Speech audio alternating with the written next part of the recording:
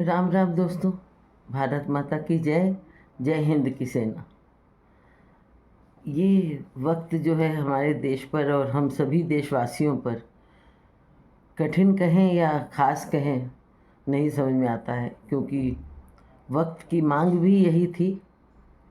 जबकि युद्ध जो भी होता है बहुत कुछ लेके जाता है, लेकिन कभी कभी ये ज़रूरी हो जाता है, और ये स्थिति यही थी। हर बार प्रतिक्रिया ज़रूरी नहीं होती है, लेकिन हर बार शांति भी सही नहीं होती है। वही स्थिति है। लेकिन कभी कभी लगता है कि हम सभी पहलगाम की घटना के बाद सरकार से युद्ध की मांग कर रहे थे, और काफ़ी लोग तो ये 13 दिन में बहुत बेचैन हो गए थे। उनको ये लगने लगा था कि सरकार गलत कर रही है, कायर है, सरकार को कुछ समझ में नहीं आता है। जिन लोगों के परिवार के लोग गए हैं उनसे पूछो। तरह तरह की बातें हो रही थी, और विपक्षियों ने भी बहुत फ़ायदा उठाया था इस समय का। लेकिन अब जब युद्ध हो गया है तो हमको भी ये सोचना होगा कि खाली हम युद्ध की मांग करते हैं सिर्फ इसलिए कि हमें नहीं जाना है सीमा पर, या मेरे परिवार का कोई नहीं है, हमें अपनी जान नहीं देनी है, हमारे लिए कोई और जान गंवा रहा है, सिर्फ इसलिए। जिनके परिवार से बच्चे गए हैं, जिनकी छुट्टी कैंसिल हो गई, जिनके फैमिली मेम्बर्स वापस आ रहे हैं, उन परिवार वालों से पूछिए कि उसका क्या नतीजा होता है, या वो उनके दिल पर क्या असर छोड़ता है। और फिर रही बात युद्ध के समय, तो हम बहुत मनोबल बढ़ाते हैं, अपनी सेना की जय करते हैं और सब करते हैं, लेकिन बाकी टाइम पे हम उनके लिए क्या करते हैं? कभी कोई सहयोग भी नहीं करते हैं, कभी हम उनको कोई सपोर्ट नहीं करते, उनके बारे में ज़रा सा भी नहीं सोचते।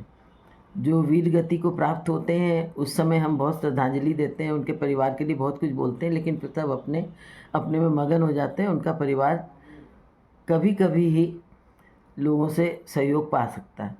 तो हमें हमेशा सैनिकों की इज्जत करनी चाहिए। अगर हमें सफ़र में कोई मिले तो उनको पहले जगह देनी चाहिए, उनके लिए पहले रास्ता छोड़ना चाहिए, सब कुछ में हमको उनको प्रेफरेंस देना चाहिए। और अब जो युद्ध शुरू हो गया है, कहीं कहीं मॉक ड्रिल भी हुई है, ब्लैकआउट की भी ट्रेनिंग कराई गई है, तो बच्चों के ऊपर उसका क्या असर हो रहा है ये हम पेरेंट्स को देखना होगा, उनको समझाना होगा कि इसका मतलब ये नहीं कि हर शहर पर अटैक हो रहा है या हम बहुत ज़्यादा खतरे में हैं, लेकिन हमें आने वाले खतरे के लिए तैयार रहना चाहिए।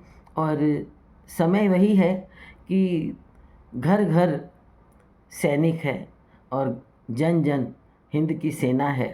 तो हमें अपना आत्मबल इतना ऊंचा रखना होगा कि अगर कभी ज़रूरत होती है, ईश्वर न करे ऐसा हो, लेकिन कभी ज़रूरत होती है तो हम सब अपने को और अपने परिवार को सुरक्षित रखने के मनोबल में रहें, उस तैयारी में रहें, उस जज्बे में रहें।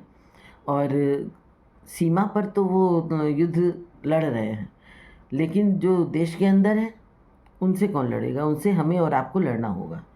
और बहुत ज़्यादा अलर्ट रहने का समय है, क्योंकि इस समय लोग मन में कुछ और ज़बान पे कुछ। सोशल मीडिया की हर बात पर भरोसा न करें, और हर बात, अगर कोई भी बात जानकारी है सेना की अंदर की बातें या क्या होने जा रहा है, तो इन बातों को शेयर भी नहीं करना चाहिए ज़्यादा, क्योंकि कौन किस बात को गलत तरीके से इस्तेमाल कर लेगा नहीं मालूम। और वक्त यही है कि हमें अपने मुखिया पे भरोसा करना होगा, अपनी सेना पे भरोसा करना होगा, हर तरह से उसके साथ होना होगा, चाहे वो तन मन धन जो भी हो, और अपने बच्चों का मनोबल बढ़ाना होगा हमेशा के लिए। और इस तरह से तैयार रहना होगा कि अगर कोई भी वक्त आया तो हम हर तरह से सेना का और अपने देश का साथ दे सकें, और देश के जो अंदर के गद्दार हैं उनके लिए हम अलर्ट रहें। और ये वक्त है अपने अपने इष्ट को मनाने का, अपने सैनिकों की रक्षा के लिए प्रार्थना करने का। रोज़ उनके लिए प्रार्थना करें कि ईश्वर उनकी रक्षा करे। अगर पाठ कर सकते हैं तो पाठ करें, थोड़ी देर के लिए मौन रह करके भी उनके लिए, अगर ईश्वर के आगे आप बैठ जाएंगे तो वो दिल की आवाज़ सुनते हैं और वो सुनेंगे। ईश्वर हमारे सैनिकों की रक्षा करे, हमारी भारत माता की रक्षा करे।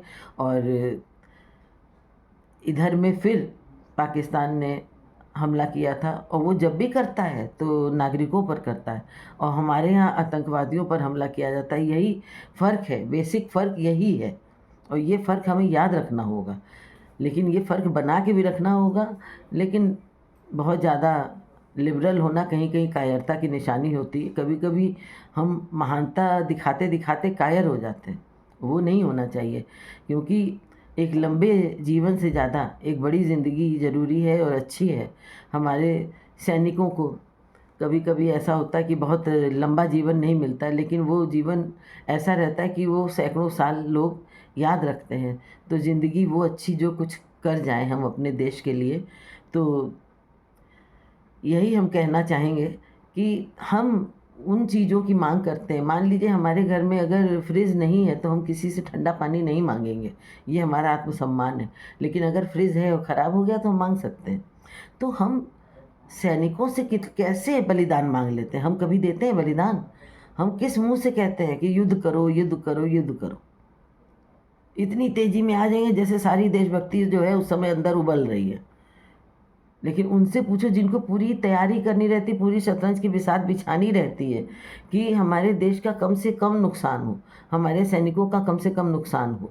हमारे यहाँ सारा खाना-पीना, सारा पेट्रोल, तेल, बहुत सी चीज़ें होती, सरकार को देखनी रहती कि इन सब की क्या व्यवस्था है, हमारे सेना हर तरह से तैयार है कि नहीं, सारी ट्रेनिंग उनकी पूरी है कि नहीं, सारा एक बार रिहर्सल कर लें और थोड़ा ऐसा समय दें कि सामने जो दुश्मन भी हमारा एक बार को सोचे कि अब तो ये कुछ नहीं करेंगे, और जब वो धोखे में रहे तब अटैक करें।